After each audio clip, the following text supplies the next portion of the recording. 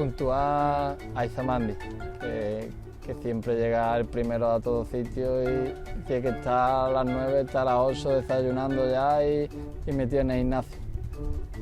El menos puntual yo creo que Wacky, ¿no? Que siempre llegaba justo a tiempo. Más presumido Víctor Camaraza, que va con su mochilita, la planchita, la laca a todos lados y siempre está en el espejo mirándose.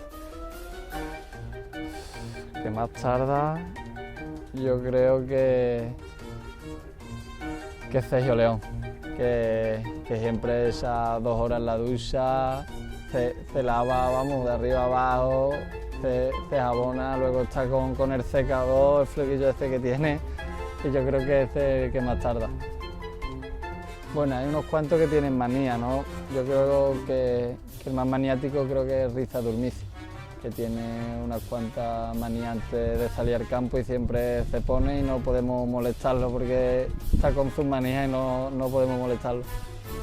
Más que Jica, Antonio Adán.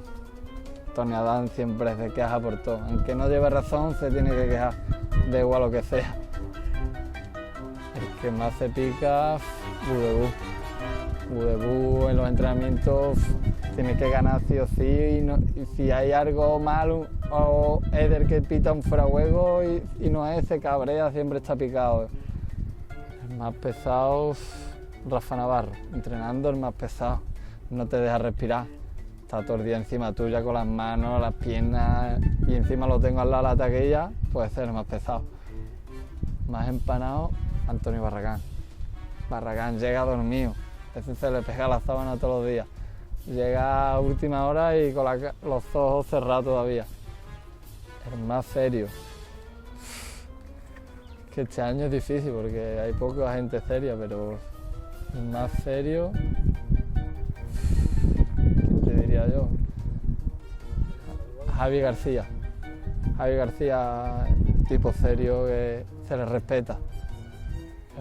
El más bromista. Andrés Guardado, siempre está de cachondeo, haciendo bromas con esto de guaso, de mexicano, siempre está haciendo bromas.